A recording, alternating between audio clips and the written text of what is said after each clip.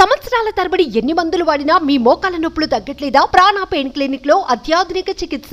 Hi hello welcome to Suman TV. నేను మీ Roshan. Present మనతో పాటు రజనీ సాయి చంద్ గారు ఉన్నారు. ఒకసారి మాట్లాడదాం. నమస్కారం మ్యామ్. నమస్తే.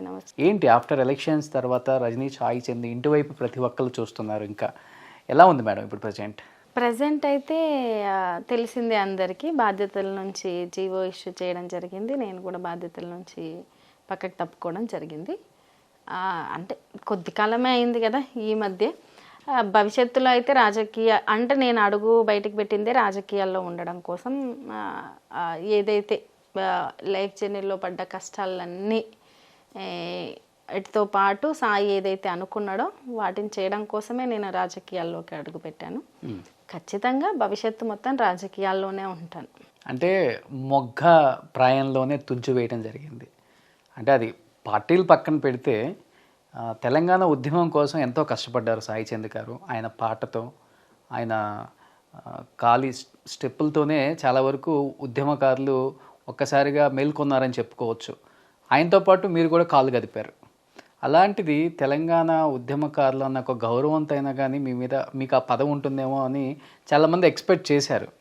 ఒక్కసారిగా రజనీ సాయి చంద్తో సహా 54 కార్పొరేషన్లని తీసేస్తున్నారు అనగానే మీ ఫీలింగ్ ఏంటి ఫస్ట్? అసలుకి లేదండి, నేను అంటే ఎటువంటి దాన్ని ఏదో పెద్ద విషయంలాగా అంటే ఏదో వచ్చింది అయ్యో పోయింది అన్నట్టు నేనేం ఫీల్ కాలేదు. ఎందుకంటే లైఫ్లో నాకు ఏది ఈజీగా రాలేదు ఈ రోజు వరకు. ప్రతి చిన్నది అంటే మాట్లాడుకునే వాళ్ళకు, చూసే వాళ్ళకు, లేకుంటే రాజకీయాల్లో ఉండే వాళ్ళ జీవితం వేరే రకంగా ఉంటుందని వాళ్ళకి అనిపిస్తుండొచ్చు. అంటే అన్నీ సింపుల్గా వచ్చేస్తాయి, లేదు వాళ్ళ లైఫ్లో చాలా లగ్జరీగా ఉంటాయి, లేదు ప్రభుత్వంతో అటాచ్ అయ్యే క్రమంలో ఒక్కొక్కరు ఒక్కొక్కలాగా ఆలోచిస్తుండొచ్చు. కానీ మా లైఫ్ స్టైల్ అయితే అలా కాదు. అలా ఎవరిదైనా ఉందేమో నాకు తెలీదు. మాకు మాత్రం ఏది సింపుల్గా రాలేదు లైఫ్లో. కాబట్టి ఇది పోగానే నేను అధైర్యపడడమో లేకపోతే ఇలా జరిగిపోయింది అనో అట్లా అనుకుంటే, నేను చాలా చూశాను కదండి లైఫ్లో. ఆయనతో పాటు చాలా చూశాను. నేను అంటే సాయి మాత్రమే తెలుసు కదా, నేను కూడా ఇంటర్నల్గా బ్యాక్ సైడ్ ఉండో లేకుంటే పక్కన ఉండో మేము ఫేస్ చేసినవి అన్నీ తక్కువ పర్సన్స్కి తెలుసు. అంటే ఈ ఎలక్షన్స్ మీరు క్యాంపెయినింగ్ చేసిన తర్వాత ఆల్మోస్ట్ చాలామందికి తెలియని విషయాలు కూడా బయటకు వచ్చాయి.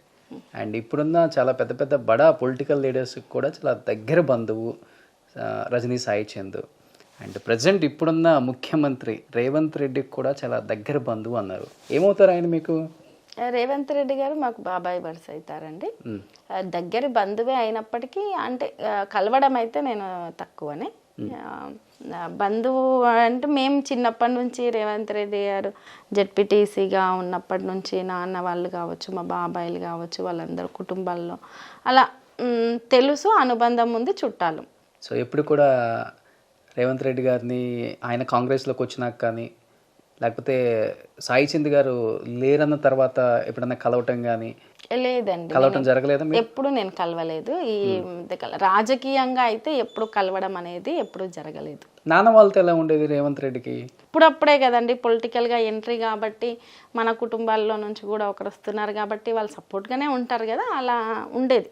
ఆయన ఫస్ట్ అంతా కూడా ఇండిపెండెంట్ గానే, ఫస్ట్ ఎమ్మెల్సీ కూడా టీఆర్ఎస్ పార్టీలో ఉన్న సందర్భం కూడా ఉంది. మొదట్లో జిల్లాలో అప్పుడప్పుడే లక్ష్మారెడ్డి గారు కావచ్చు, రేవంత్ రెడ్డి గారు కావచ్చు, అలా ఆ క్రమంలో పెద్ద ఎత్తున సపోర్ట్ చేసిన సందర్భాలు కూడా ఉన్నాయి. ఇప్పుడన్నా బాబాయ్ అమ్మ ఎదురుపడ్డ సందర్భాలు ఉన్నాయా? లేదండి, నేను ముందంటే అప్పుడు మేము చిన్న పిల్లలుగా ఉన్నప్పుడు తప్పితే తర్వాత ఎప్పుడు ఎదురుపడ్డ సందర్భం లేదు. 1-2 సందర్భాల్లో ఫంక్షన్స్లలో ఎదురుపడినప్పటికీ అంటే నాకంటూ, నేను సాయి చంద్ భార్యను కదండి, నాకంటూ ఒక సాయి చంద్ భార్య అనేదే నా జీవితంలో అదే అంటే పెద్ద స్టేజ్.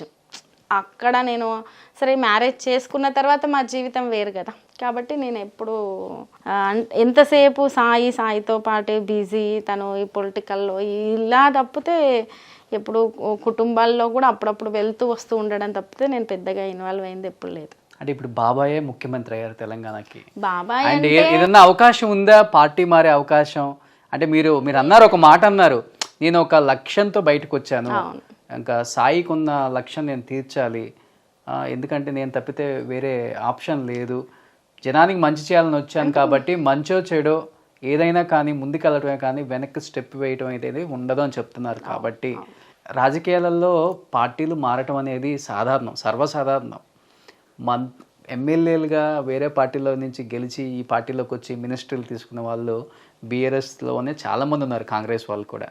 అలాంటిది మీరు మారినా కానీ పెద్దగా అనుకునే వాళ్ళు కూడా ఉండరు. ఓకే పార్టీ మారింది అని అంటారే కానీ అలా ఏమైనా అవకాశం ఉందా అండి? లేదండి, అంటే మాకు వరుసకు బాబాయ్ అయినప్పటికీ ఆయన ఉన్న రాజకీయ వ్యవస్థలో ఉండే బిజీకి కుటుంబాల్లో కలిసేదానికి అవన్నీ అంటే తేడాలు ఉంటాయి. అంటే నేను ఇప్పుడు ఈ స్టేజ్కి వచ్చినాక సింపుల్గా చెప్పినంత ఉండదు కదా. వాళ్ళు కూడా వాళ్ళ లైఫ్లో ఒక్కొక్క స్టెప్ దాటుతూ ఆ రేంజ్కు వెళ్ళిన తర్వాత కలిసే పర్సన్స్ తగ్గిపోతూ ఉంటారు. ఎంతసేపు పొలిటికల్ ఈ దాంట్లో ఉంటుంది.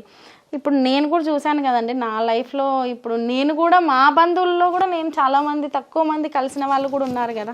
అంటే కలుస్తూ ఉండడం, ఎప్పుడో ఒకసారి కలవడము అలా తప్ప. అయితే రాజకీయాల్లో పార్టీలు మారడము, రాజకీయాల్లో ఫైనాన్షియల్గా బాగా సెటిల్ అయ్యి రాజకీయాలు చేస్తే ఒక రకంగా ఉంటుంది.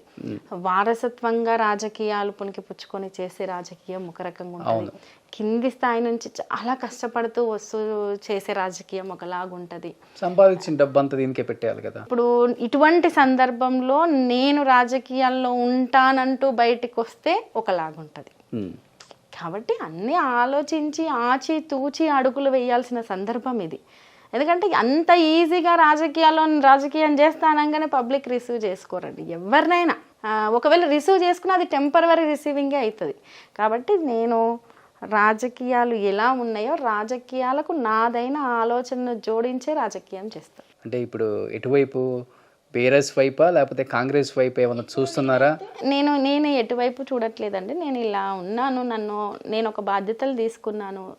సాయి తెలంగాణ ఉద్యమం తర్వాత బీఆర్ఎస్ పార్టీతో అనుబంధమై పనిచేశాడు. సాయి లాంటి వ్యక్తికి రాజకీయాల్లో అనేక అవరోధాలు ఎదురైనాయి. ఎన్నో మేము బయటికి చెప్పనివి ఎన్నో ఉండొచ్చు. అంత సులభం ఏం కాలేదు. ఒకవేళ సాయికి అలా అవరోధాలు ఎదురు కాకుండా ఉంటే సాయి ఏ స్థానంలో ఉండేవాడో కూడా అందరికీ తెలుసు.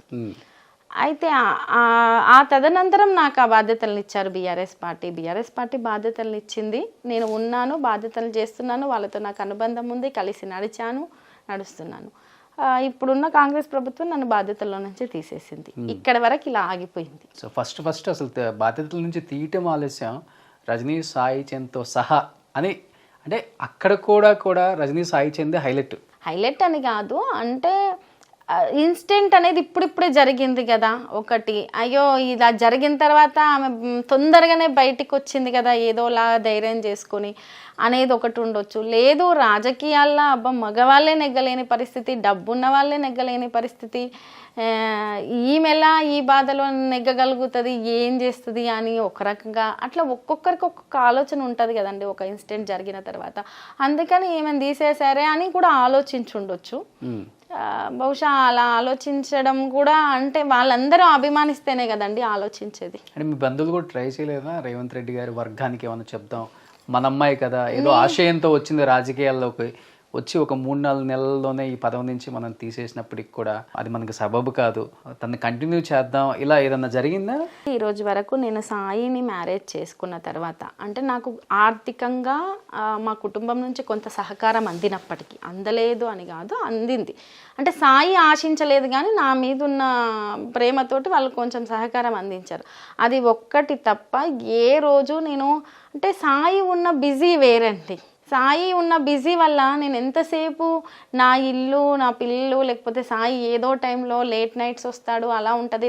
రావడమే ఒక 30 మంది 20 మంది ఎప్పుడు ఇంటి చుట్టూ జనాలు, అంటే దాంతోటే గడిచిపోయింది ఒక 10 ఏళ్ల కాలం.